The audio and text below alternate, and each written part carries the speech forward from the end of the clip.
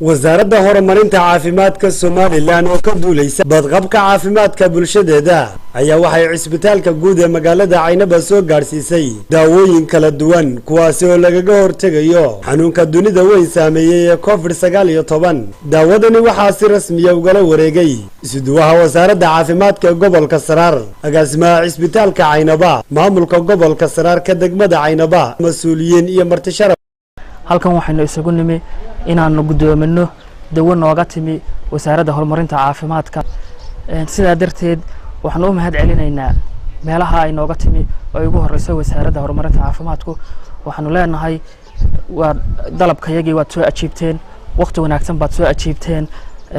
dawadu waa dawo tayo leh waxay isugu jirtaa dawooyin noocyadii kala duwanaaye loo baahnaa bay isugu jirtaa waxaan halkan isugu nimi inaan la wareegno dawooyinka darkasan naga dambeeya dawooyinkaas oo naga soo iyo wasaaradda oo qayb muhiim ah ka qaadata dawooyinkan waxa weey liistadii aanu gudbinay wasaaradda aanu ka dalbanay boqolkiiba 80 wayna soo siiyeen alxamdulillah aad iyo aad bay horta wasaaraddu aanu wada shaqeynaa aad iyo aadna waan ugu mahad celinaa ku soo beegmay xilli aad loogu baahan yahay waxaan leenahay aad ba ugu mahadsantihiin taas waa mahadnaq waxaan kala mahadnaq soo jeedinayaa isduuha caafimaadka gobolka waa runtii in aad dadaal badan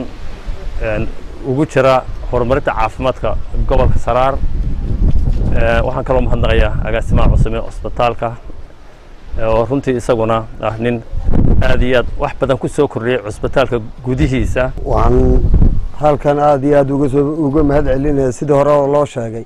wasaaradda caafimaadka dawooyinka quruxda badan ee loo baahan yahay ee waqtiga loo baahnaa ay keeneen aad iyo aad baan uga mahad celinaynaa ka timid wasaaradda caafimaadka horta waan gudoonay runtiina waxay ahayd xilli ay ku haboon oo aad loogu baahan yahay oo isbitaalku intii hore dawooyinka ka yaraa in badan baa la lahaa dawada ka yare maanta way ku hortay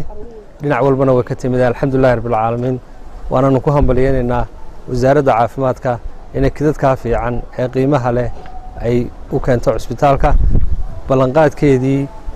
ay tiri saasaan ugu wadaynaana waan iyadana waan ku hambalyeynaa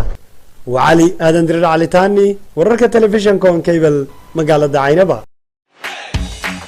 shirkadda dahabshiil waxay macaamiisheeda meel kasta oo idaafaha caalamka ay ka joogaan ugu bushaaraynaysaa in iyaga oo jooga guryahooda amaba goobahooda shaqo ay eheladooda iyo asxaabtooda lacagaha ugu diri karaan si fudud adiga oo isticmaalaya abka Talk Remit sidoo kale waxaa lacagaha lagu soo diro ku heli kartaa adeegga e-dahab